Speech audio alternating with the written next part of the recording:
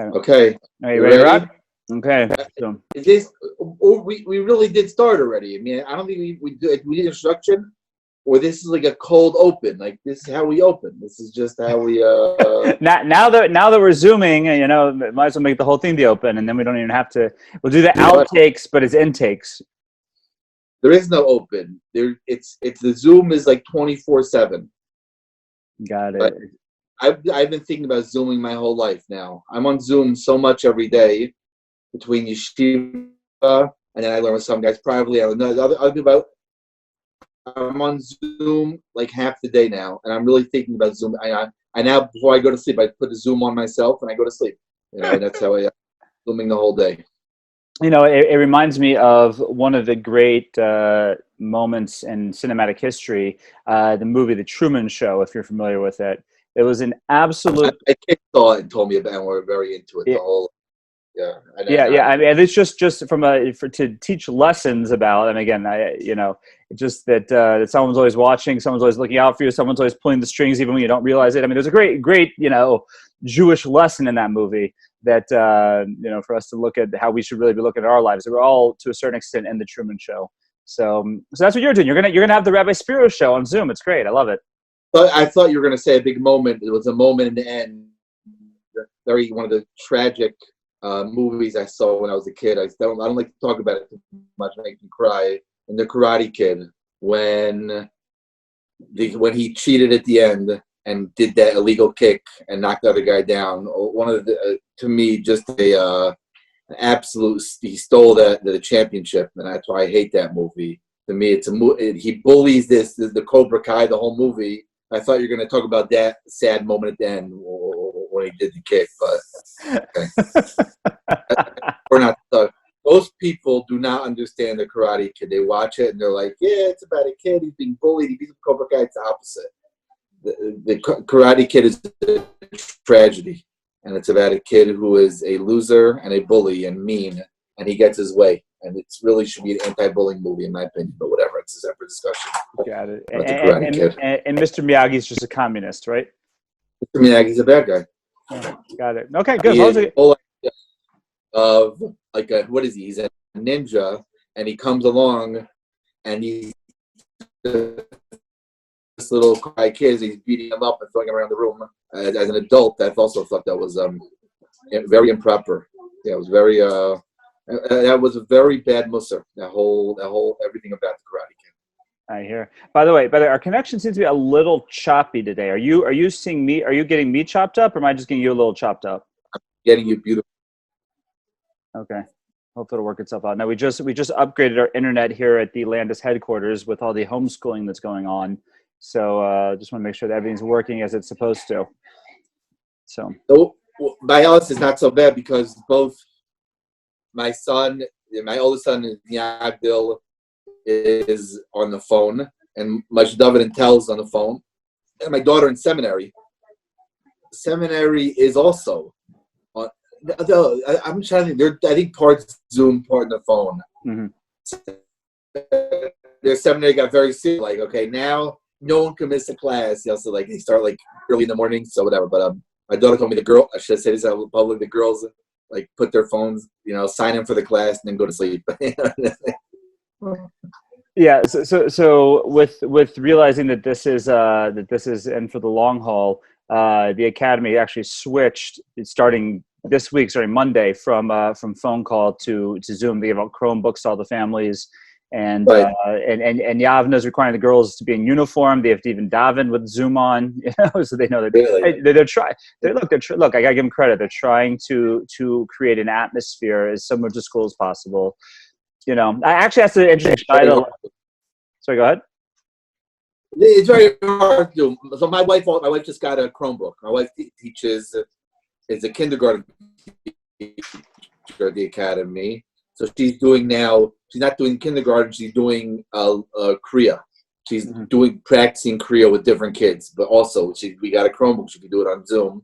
But I don't know. Like it's very hard. I do think that all the yeshivas, and we are, you need to make, like, we're starting now 10:30 in the morning. Obviously, in regular yeshiva, we don't start 10:30 in the morning.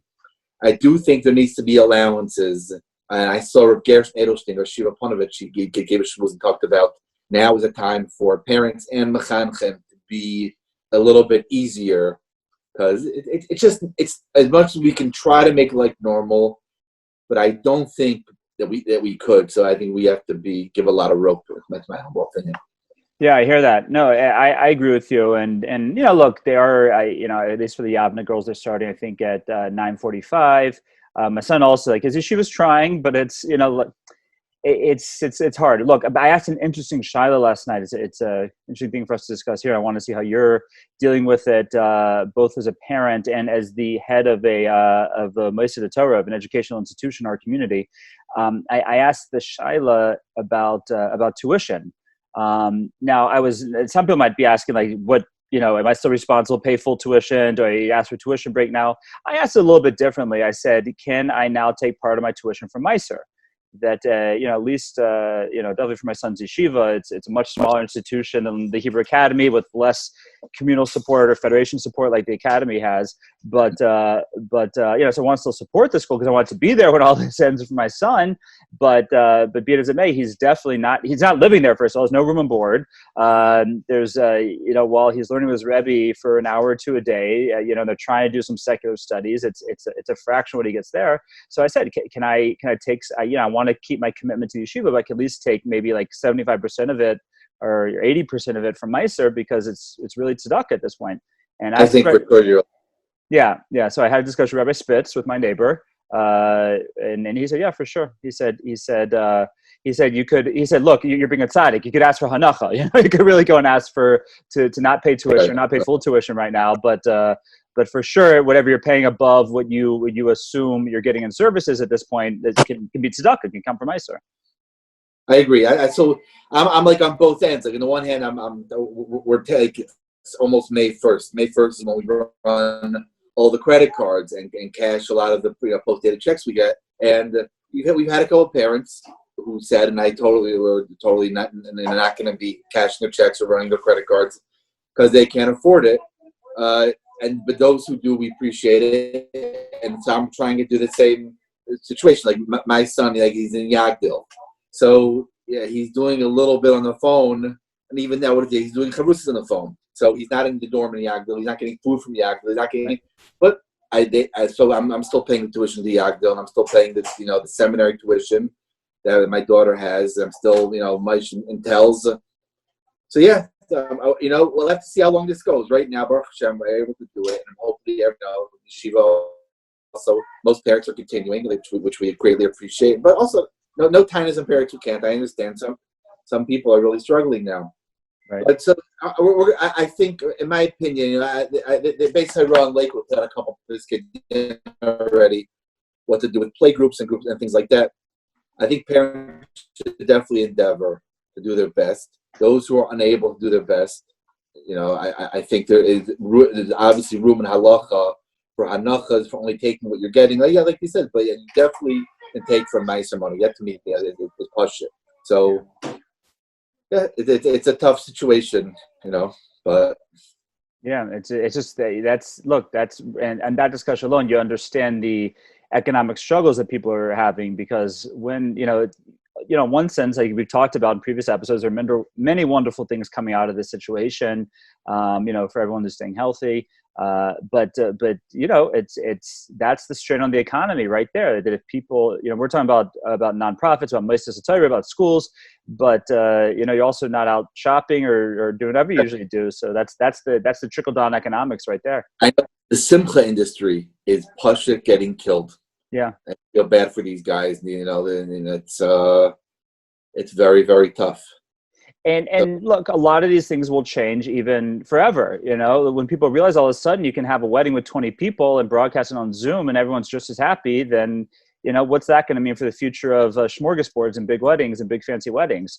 There's no doubt that there's people who are making chasnas now. There's a chasna now that I'm involved with, not one of my children, but someone that we've been trying to raise money for their chasna. It really makes me think like besides the fact on a personal level, our job has been lightened a lot about raising money, but more than that, we all know, and I've made 2 weddings. So much of weddings are unbelievable wastes of money. It's just a fact. And I saw a letter signed by Veli Brudny and Shmuel Kamenetsky asking people to reconsider weddings in general, even when the situation ends, to whatever we're going to go back to, but to really consider and to really think about the amount of money that we're wasting in weddings. Meaning, I don't think we should skimp on the band and the friends coming and the labor, all that type of stuff. But even I'll give you an example. Chasnas in Lakewood, right? Chasnas in Lakewood should make a rule, and this is a lot of Gedolim have been pushing this for a while. No one eats the meal besides family and out-of-town people, right? Mm-hmm. No one needs that dinner, right? The Bochum don't eat it. The other fans don't. No one needs it, and no one cares about it. In fact, they throw out half the food. So, but that you're paying whatever you're paying for. In Cleveland, it's like $30 a portion. Lakewood's cheap; it's $15 a portion. But whatever you're paying, it's really a waste of money. Everyone knows that for the Suda. So why not just have the thing? Of course, the people will come to dance and to celebrate. That's the main part of the simcha. Right. And of course, someone coming out of town, you give them a meal and family. And it's so many ways that will save it all, and so many of the things of the amount of flowers, right? I went for my daughter's wedding. I went to my backyard. I picked out like 40 dandelions, right? I put them in a plastic bag and I put them on the table. And I thought that was amazing. My wife and daughter were like, "You're being stupid," and they threw them out and they spent a few $1,000s on flowers. But my idea, I thought, was better. Right, I agree with you. I bought like 20 things of Play-Doh. And I made little Play-Doh flowers, and to save money, I kept them in a little Play-Doh can. I put them on the tables. Whatever, I outruled my wife and my daughter. But I thought it was a great idea, at least. Yeah, sounds like a great idea to me. I'm all for it. But I am hoping. I know there is a strong campaign now to figure out that how do they get people to really, save money by chasna, but for simchas. But I also feel terrible for all the people in that industry. Yeah, they're going to have to change. That's Rachmanis. It's been. I saw a great idea. I like the Lachman by Lapiansky. A lot of Bachar. I've been getting this question a lot. There's it's so sad when you go on some of the From websites. You see tons and tons of tzedakah requests. Family of 11 Yisayimim, family of 8 Yisayimim. It's terrible. And I try to, give at least a few dollars to all of them to ask for it. But then you see something else, which a lot of the Bachar have asked me about, that certain tzedakah organizations, not collecting for specific, just saying that we've asked these Gedolim, and if you buy a letter for a Sefer Torah, you'll have protection for the plague, and if you give the... And I don't know. To me, it turns my stomach a little bit. I don't. Who havtacha? Segula is havtachas, and who's to say? I know you baked the shlisel challah the other week, right? I know you put a key, and I know you put a automatic car starter in there because you don't have a key for your car. All these different things you could do, but so I saw from Rabbi Lapiansky, the Rashiva in Silver Spring, he is my son's brother-in-law's father. My son's wife's sister is married to Lapiansky, so he's very close to his son, and he gets a lot of all svarim. So he said it gave an amazing speech about Rabbi Lapiansky. He said that the definition of a magefa, right? The Gemara in Brachas discussed the idea. It's Eino Mavchem Bein Tzadik LaRasha. Sometimes the Malchus is out there, and he's not choosing. And as we know, there have been great people who have both been nifter and gotten very, very sick, like Rabbi Ginsburg. Baruch Hashem, Rabbi Ginsburg went home from the hospital yesterday. I don't know if you saw. Yeah. That's great news. Great video on yeshivworld.com of him coming out of the ambulance and people greeting him, and he's, Baruch Hashem. But we've seen great people be afflicted here. So really, like we said before, the mashkas ain't no mavkim.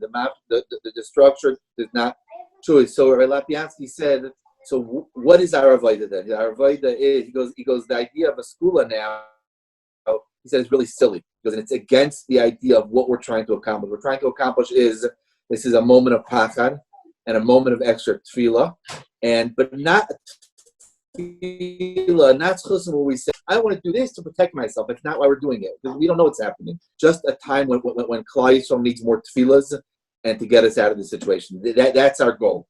Not to say specific skulas he said, is kind of missing the point of the whole thing. And as I said, I've been getting really, like, in the morning share in Yeshiva, we do regular, we're learning now. We're learning Menachos, we're learning Sugis Yerushalayim, but at night we're doing Mashkafa and Nefesh Chaim. So every night we've been discussing it. So I sent out to the Ilam this shir from Rabbi Lapiansky and Torah Anytime. And I think it's a very profound idea of sometimes we're supposed to be thinking, why are things happening? But there are times when we're really not supposed to be thinking that. We're Makabal Xer from Shemayim, we're accepting a decree from heaven. And I think that, I don't know, it's right now we're finding, and even the people who are pushing the skulas, of course they mean good, and everyone's trying to do good. But I just wonder if it's really having a backward effect. Same thing with the people. My wife got sent the WhatsApp. She got sent the WhatsApp the week. I don't know if we discussed this already. Tell me if I did, and we'll shut it down.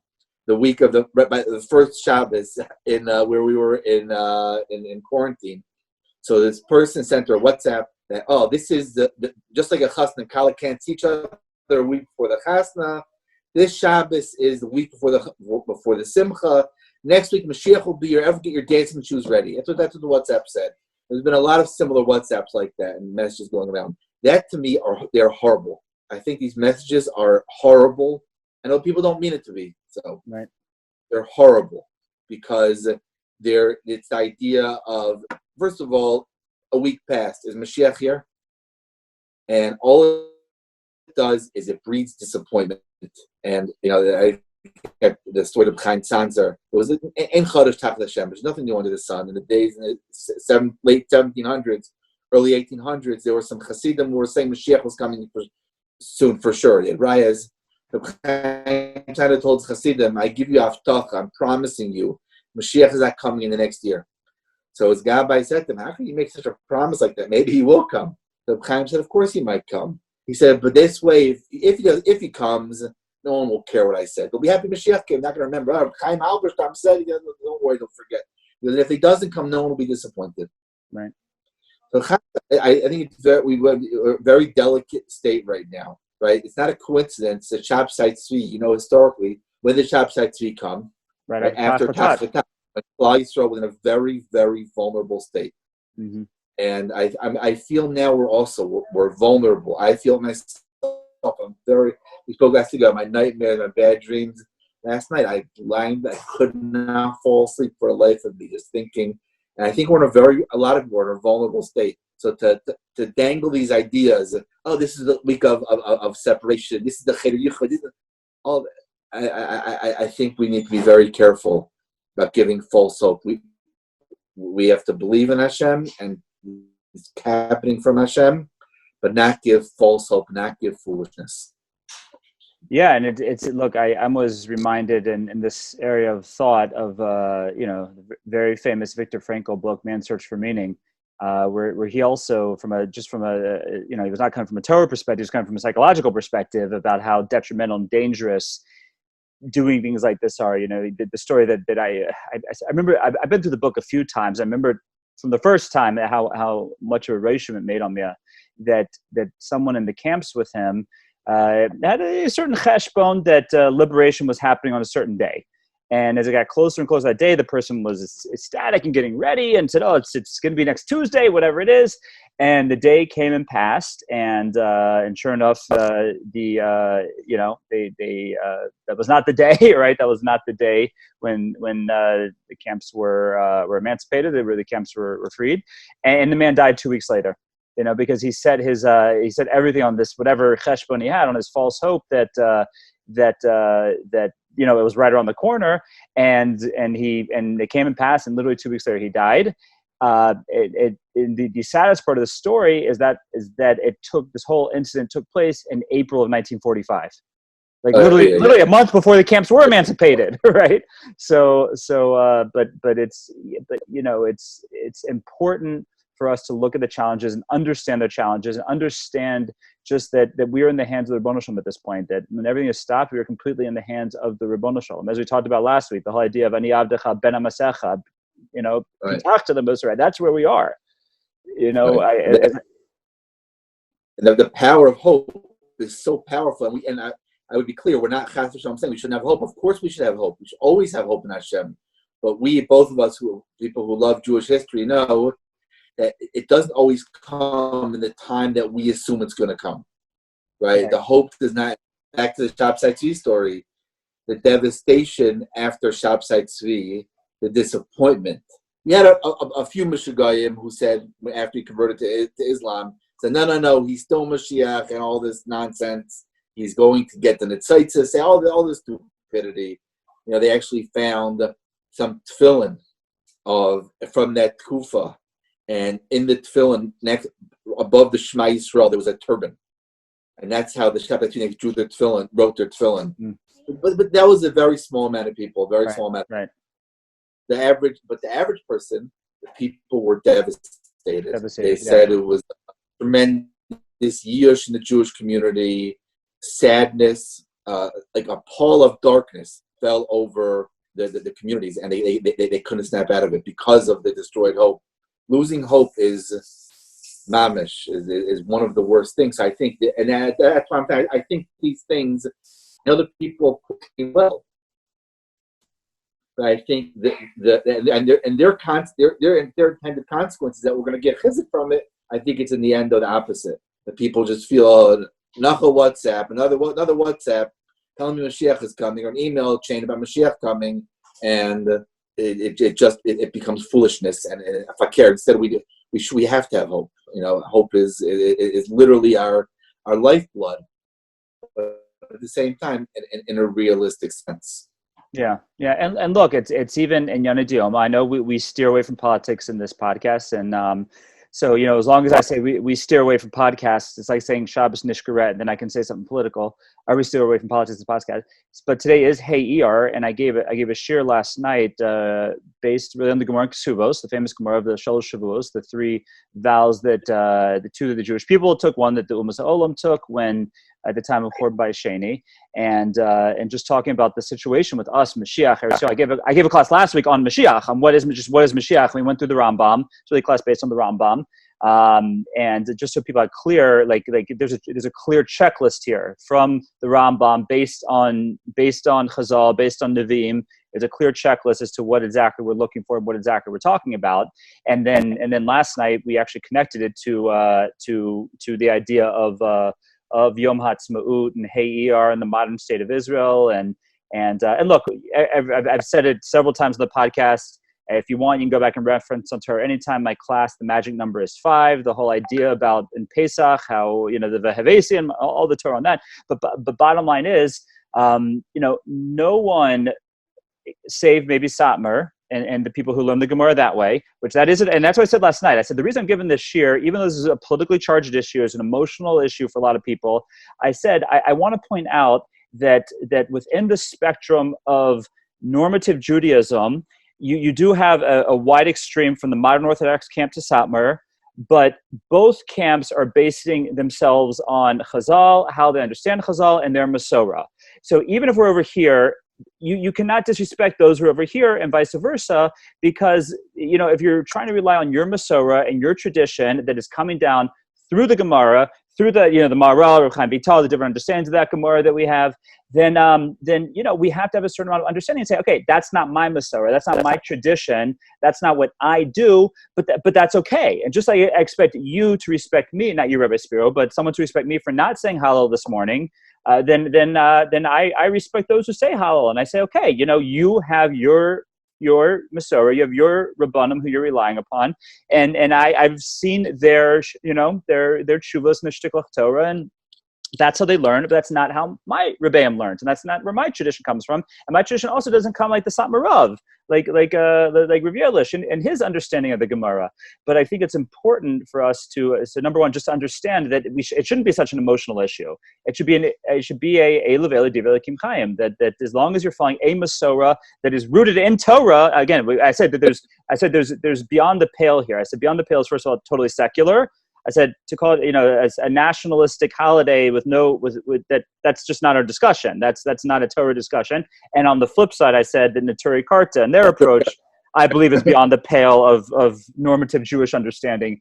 Those are the guys who Israel Day Parade with big signs saying that, really pro-Arab, marching with Arabs. Yeah, those people are.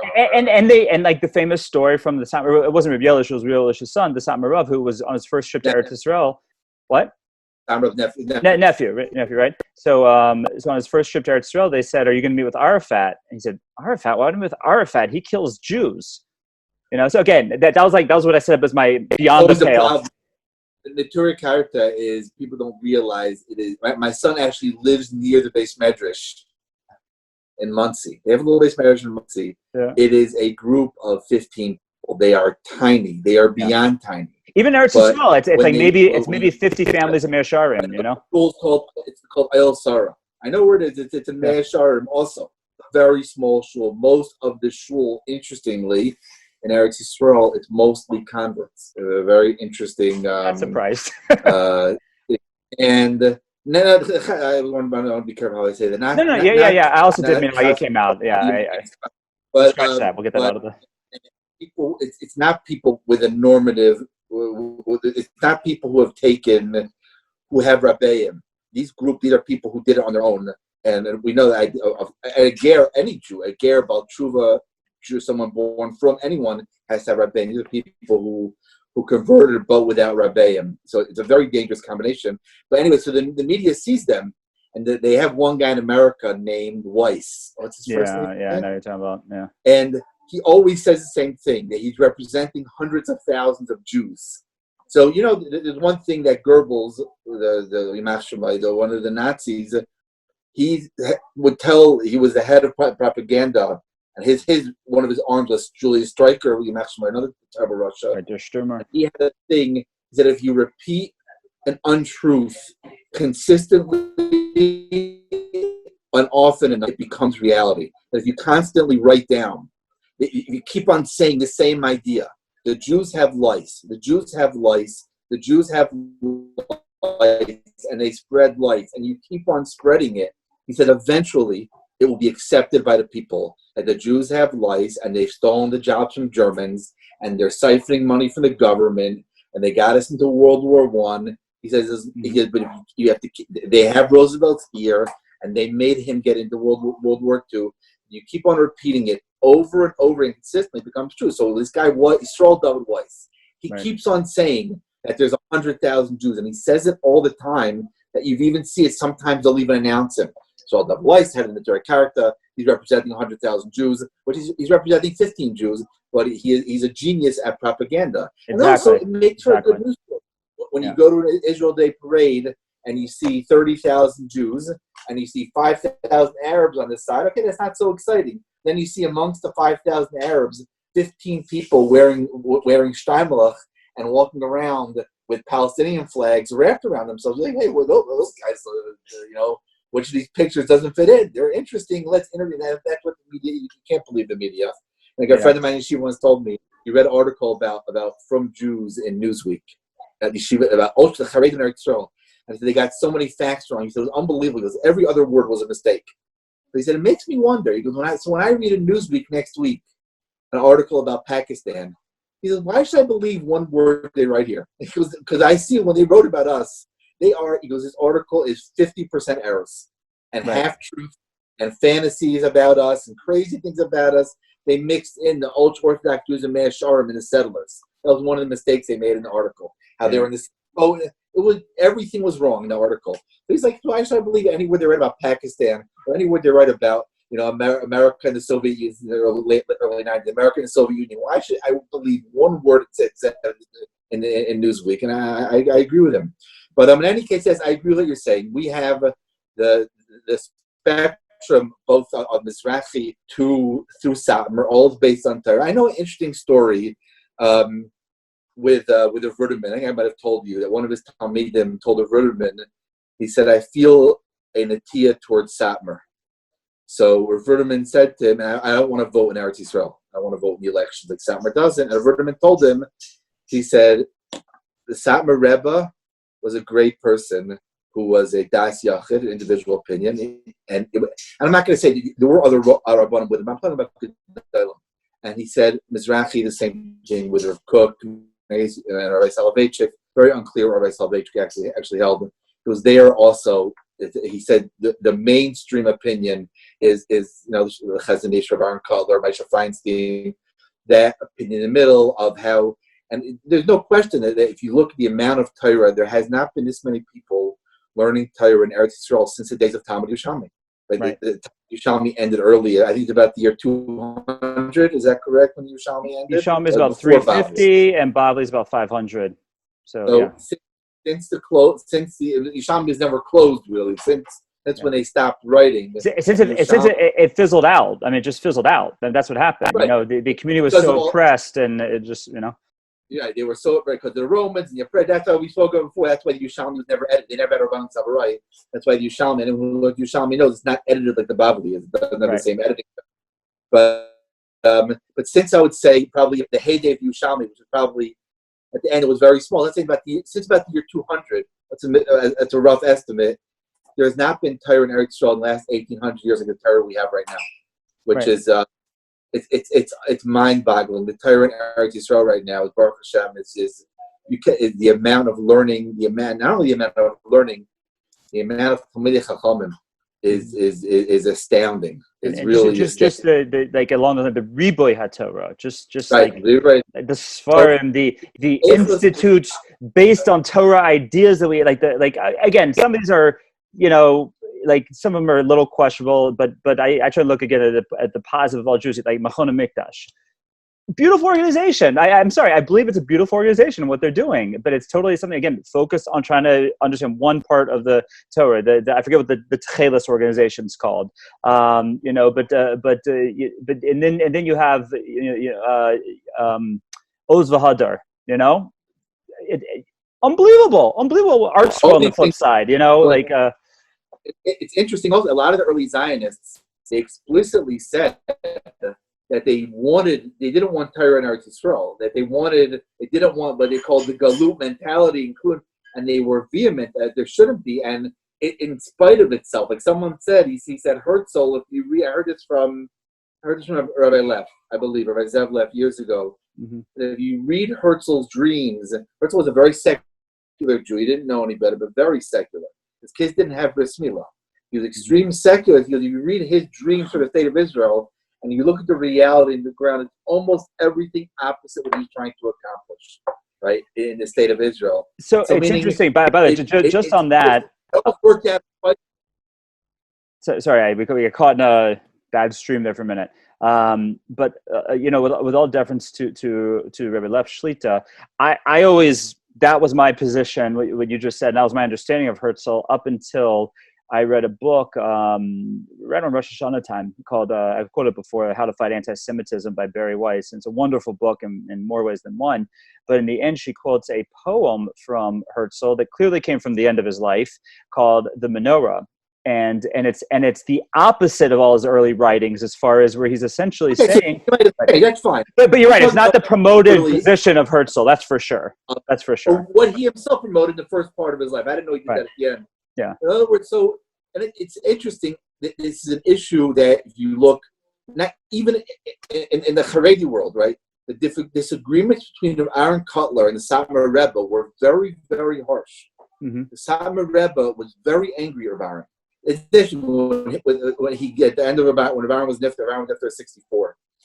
The Satmar Rebbe gave a very beautiful hesped of him. People were surprised. Some of the Talmidim were surprised because Satmar Rebbe had been vehement. He was fuming at Reb Aaron. He felt Reb Aaron and the Chazon Ish as well, who had been nifter earlier. I don't know if he wouldn't have argued with the Chazon Ish because they were not contemporaries. Chazon Ish was older than Satmar Rebbe. Right. would have argued. Also, Rabbi Belzer, right? Baron Belzer was one of the Gedali Adar in Eretz Yisrael, and he was nifter. He was a very broken person. Interesting. He would not. He knew when his family was nifter. They were killed by the Nazis. He wouldn't commemorate their yahrzeit. So his nephew, or someone, the Belzer Rebbe now is his nephew. He didn't have, none of his children survived. His brother, the Biel Gura, came to Eretz Yisrael, and his son is now the Belzer Rebbe. So one of his, I think his brother asked him, like, why don't you do anything on the yahrzeit of your wife and children? So he said to them, he said it's 6 million. He said it's too overwhelming to even think about. He said I can't even think about a yahrzeit. He goes, wow. Everything is a yahrzeit. I can't just take them to my wife and children. I'm sorry, the wife I know for sure is children. So. Right. And before the war, he was very anti-Zionist. After the war, he held the vote. He was more the opinion of the Chazon Ish or Baron Kotler and those Gedolim. And Sam Rebbe they had very, very sharp exchanges. Very sharp. Right. And the Panovich Rav, by the way, the Panovich Rav was right there in that, the famous line for the Panovich Rav about what do you do on Yom Ha'atzmaut? I do what Ben Gurion did, that Panovich Rav said, I do what Ben Gurion did. I don't say Hallel, I don't say Tachanun, because he never said Hallel, he never said Tachanun. Yom Yerushalayim. He said about Yom Yerushalayim. Oh, Yom Yerushalayim. He said Tachanun. But you see a topic with a lot of passion. But of course, like we said many times, just because people have a disagreement in halacha or hashkafa, it should never chas v'shalom become a disagreement in how they see each other as fellow Jews, right? And how they relate to each other, and never chas v'shalom lead to any type of sin or hatred. A person could be vehement in their belief, right? There's no question that my Rabbeim, right, on certain aspects of Zionism were extremely right? Not some, but even within Argadon, within Rabbi and the Chazon Ish also very strong. But at the same time, the Chazon Ish was known in particular. The Chazon Ish spent a lot of time with people he knew from Europe who were totally secular. And he spent time with them, and they would come see him. They looked at him not like an ally, but they were so close to him. One of his Talmidim, someone he knew from Kosovo, came to see the Chazon Ish, and he was very angry because his person was living on a kibbutz now, totally secular, and his son had gone to Panovich, had become from. He was complaining bitterly to the Chazon Ish. He said, I can't believe my son's rebelling against me. Yeah, I want my son to follow my ways. And the Chazon Ish said, your son is following exactly your ways. The Chazon Ish said, I remember your father. I remember what you did to him. He goes, and now your son's doing to you what we did to your father. but the story to me, which I find very interesting about it, is that this person had a sprach with the Chazon Ish. Yeah. And this secular kibbutznik was coming to the Chazon Ish to complain that his son was becoming from. Very strange story, right? Yeah. And because the Chazon Ish was, even that was very controversial. Ben Gurion wanted to meet with the Brisker Rav and the Chazon Ish. And the Brisker Rav just would not do it. He felt Brisker Rav had an opinion. He said, he was a very emistic person. That's what the Chazon Ish was. The Chazon Ish was emis. But Brisker Rav's main thing with him, he said, I'll have to flatter him. I don't want to meet with him. And he wouldn't meet with him. And so Ben Gurion then sent messages to the Chazon Ish, could we meet? And the Chazon Ish said, anybody can come to my house and meet with me. He said, I'm not the head of state because I'm a private citizen. I'm not an official person. Anybody who walks in my door can and does meet with me, and I will afford you the same thing. The meeting, only 2 people saw the meeting. Like one of the Chazon Ish's nephews was there. No children. One of his nephews was there, and Shimon Peres was there at the meeting, and the meeting was extremely heated. Right? At one point, the famous idea that where they were talking about what will be the status in the state of Israel between secular and non-secular, and the Chazon Ish gave the Gemara in Sanhedrin about a narrow bridge and two wagons coming. The empty wagon has to give space to the full wagon, and the Ben Gurion got very upset. He banged the table and said, they were talking Yiddish. Our wagon is not empty, and the Chazon Ish was arguing them. But it ended. It was a shalomdik conversation. The Chazon Ish was a very, very gentle person, and he met with him and he told him his opinion. And he was very, the Ben Gurion wrote after he was amazed by the Chazon Ish, amazed by this person who he has hundreds of thousands of people listening to him, who lives in a little house on Rechav Chazon Ish. It wasn't called Rechav Chazon Ish then. And he lived at Rechav Chazon Ish 5, I think he lived. And what is now Rechav Chazon Ish 5, he went in this little house, very simple, with a bed, right, and a chair and a little desk and sfarm, and how people respected him. The Ben Gurion was amazed by him. And Shimon Peres, by the way, throughout the years, whenever the discussion came about Yeshiva Bachar going to the army, Shimon Peres, even though he's always head of the Labor Party, head of Labor Party for years and years. When in between, Rabin was head, but he was ahead for years. He always said, "Bachar, we're not going to the army." He said, "I was at the meeting, and Bachar, we're not going to the army." He always had that position, and that was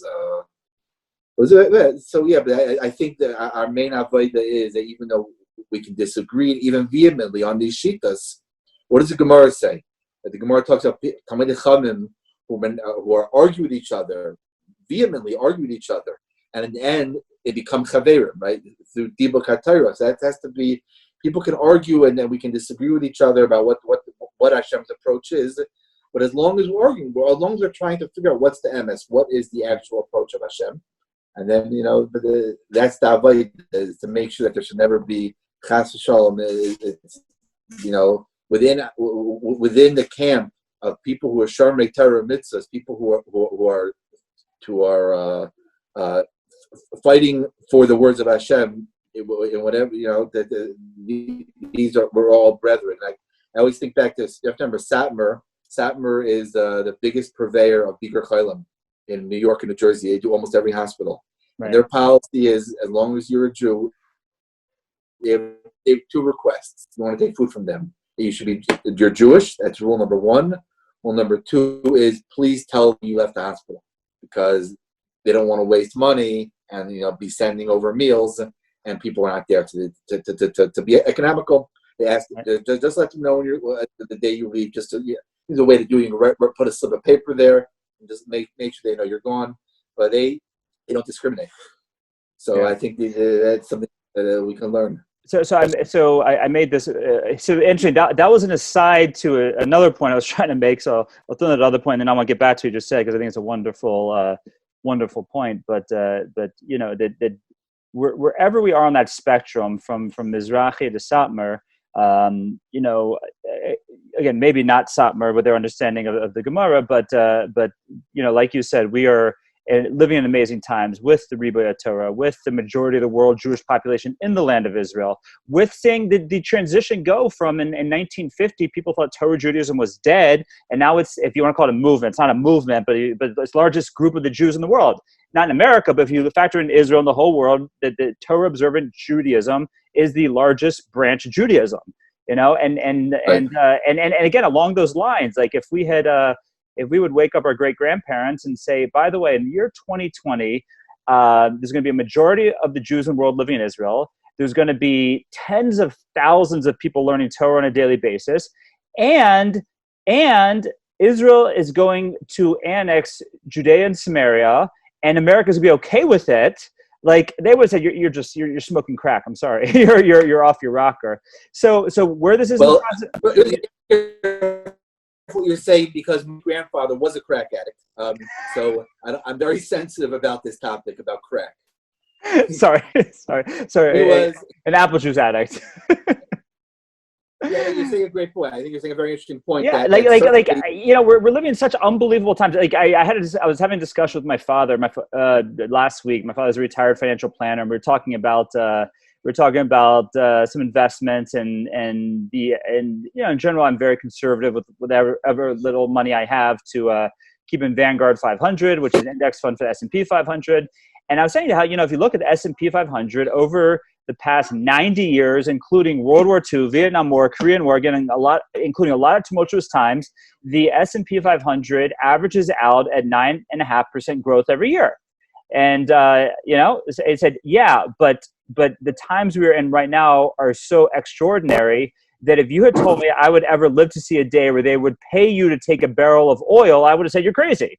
So, along those lines, it's look, but again, and that's not a non-Torah point, by the way.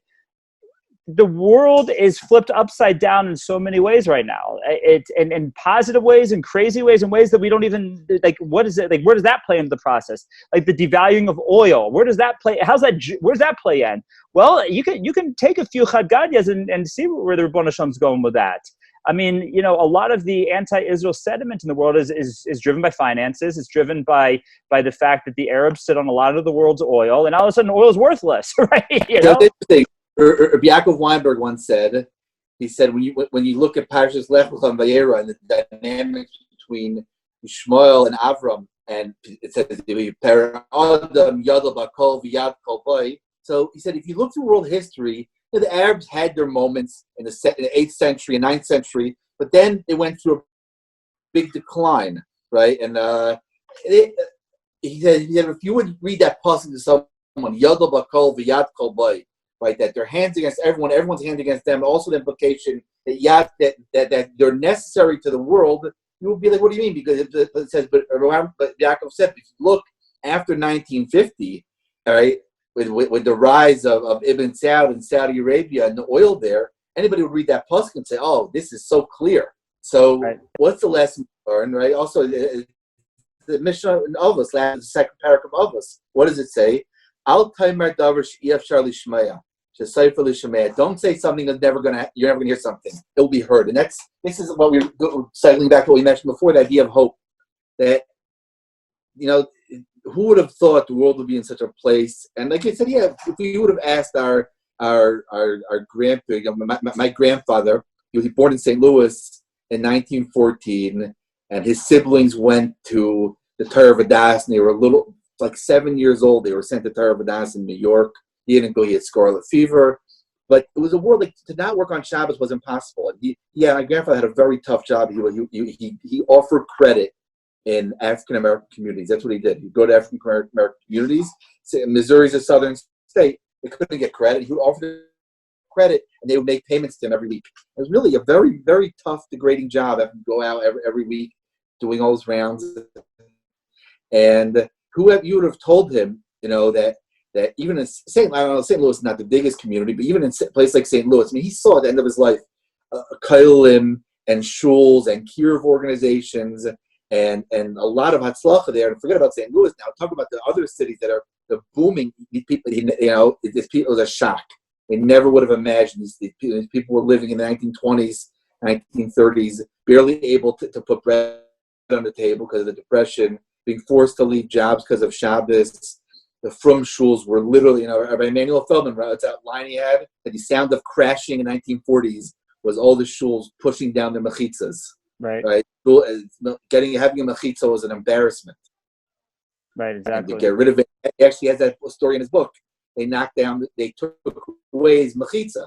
He got the shul one week, and what's the name of the shul's called in Atlanta? That's Jacob. Pizza was gone. And the officers of the shul took it away. They said it was a fire hazard. And he said he threatened to resign. But meaning, today, could you imagine such a... We've moved so far from there. And the power of the power... How many Jewish children... Think about, at this moment, how many Jewish children are on Zoom or these phone systems? Like my son's Kyle and Muncie. There's a whole phone system. He said it's amazing. Every Chavrusa Shaf gets their own room. He said, and the Sholem Meshav has his own room. Mm-hmm. So, like in the middle of Seder, like you hit the phone, you like star 5-2, then you go into Sholem Meshav's room, and they tell the Sholem Meshav, and they start handling them and learning, and the sugi they're holding in, and they're done, and they leave the Sholem Meshav's room. And then there's a Chabura. So it's broken into groups. They break into the Chabura groups. And the Rosh Chabur gives Chabur room. It's just amazing things. It's happening right now. The people are worried about the internet, also because of businesses. But in Lakewood, also everyone's installing phone lines because no house has enough phones. It's really, who would imagine such a thing? That even in the middle of a pandemic, the strength of Orthodox Judaism, of the amount of learning and even at a tough time like this, the effort, to me, it's a massive, massive Kiddush Hashem that's happening. And we don't know why Hashem brought this upon us, but I definitely believe that it's such an amazing Kiddush Hashem and the Chesed. You know, in Lakewood, all these things, Shabbos in a box, right? To eat for people. They say Pesach in a box. You know how cheap it was? Nothing. Subsidized tons of meals for Pesach. Here in Cleveland, Kemach and all that, you know? That's what we did here. The amount of, I think in this situation, the amount of Chesed and Limud Torah is astounding. Just astounding. Yeah. Look, you know, it's great for me to use the word astounding. I never use the word astounding. That's what I don't use often enough. And we should use it more because it is an astounding word. Good. You know, along those lines, I'll share with you an amazing story that I heard this past week. So we're talking about Zoom and yeah, you've been breaking up the whole time. We're gonna have to look at your recording and see if it's better than mine. I wonder why that is. Yeah, we happen to, with all the new homeschooling, we got new internet installed in my house this week, and I'm wondering if it's worse than the old one. Anyways, we'll look at the recordings afterwards and see if yours is better than mine, and make sure we're good. Have I been breaking up a lot, or is this just now? No, not a lot at all. You're mostly, as I pointed out before, just now you've been doing it. For the most part, you have not been. Yeah, you've been very choppy on mine. So whatever, we'll look at the recordings and hopefully get it right before we post this.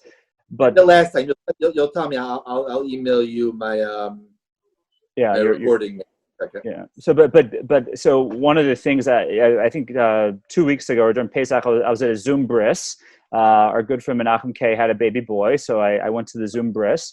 And last week I was Menachem Avil. I went to a Zoom Shiva because my good friend Zevi Meisels lost his father.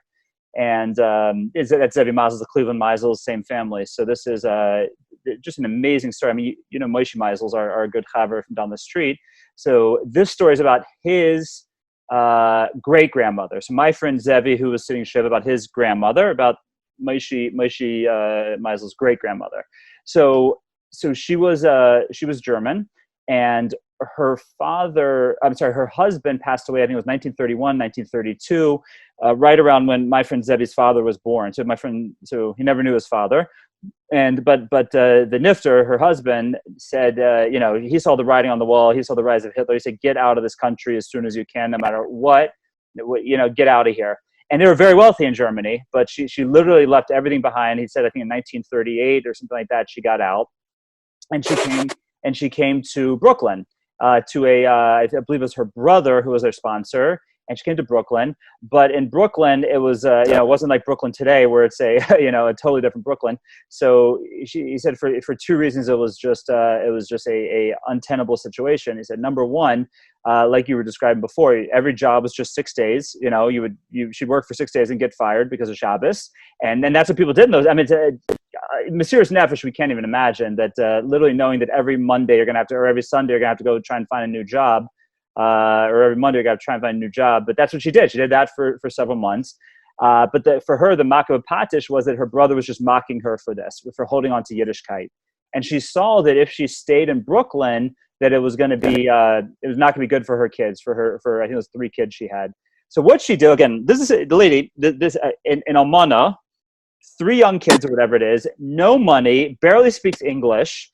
She moves cross country to another cousin who had maintained a connection to Yiddishkeit, to Seattle, Washington, and she gets a job working for Rav Yisachar Fran's father, and she gets a job that basically the Goyim didn't want. So there's no problem with not doing on Shabbos, right? It was like washing out wine bottles to recycle them or something like that. And she's able to scrape money together. At that point, Vari Levin had was a son who was in Seattle, who was the head of the Talmud Torah there, and he inspired the boys. The boys came here to yeshiva, and they all became huge Talmidei Chachamim, and with tremendous, descendants and disciples. So, but like he's telling me the story during the shiva, and he's like, oh, and she even scraped some money together and invested in stocks. I can't, just like if I wake up and the heat's not on the right temperature, it's hard for me to do what I need to do. Like, and this was not long ago. Like we just don't know Mesiras Nefesh anymore, and what Jews, like your grandfather, we don't get it. We don't get it. And to see what we have and what we've gotten used to, And as my good chaver from down the street, Rav Yosef Ben Shushan pointed out recently, he said, we have to kind of look at what the Rebbeinu Shalom's left us with, not what he's taken away, what he's left us with, and obviously that's where our focus should be right now. Right. Look, it's unbelievable times, a lot of takeaways. We're heading into, you mentioned Rav Emanuel Feldman here before, and I don't want Yossi Gissis to get mad at us. I'll say quick something on the Parsha, and then we'll conclude. But we're coming up to the Shabbos Parshas Achremos Kedoshim, which is Rav Emanuel Feldman Shlita used to say that you're not allowed to have a favorite parsha in the Torah, but if you were, mine would be Parshas Kedoshim. That's what he used to always say, because it's, I think Rashi brings down the Chazal. I haven't fully been Marbas Hedra yet, but that because you have the majority of the mitzvos, or it's not really the majority, but a large sum of mitzvos and Parshas Kedoshim, and some beautiful takeaways as to what we're supposed to do as a Jew, how we're supposed to be a Jew. And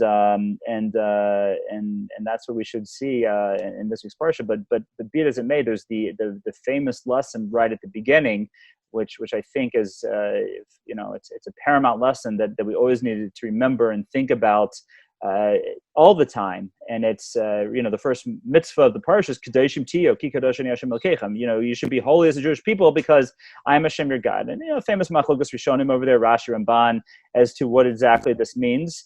And we have the idea of how we're supposed to. The idea is essentially what I call meta Torah. That's the mitzvah of Kedoshim Tiyu. In other words, the Ramban paints the picture about how you could be a novel b'rishus Torah. You could eat to gluttonous end, but it could be meichlos kosher. So you're okay. You can marry at least min Torah many women. So basically practice nus, but do it with a shtempel. And there's many things you could do within the laws of the Torah.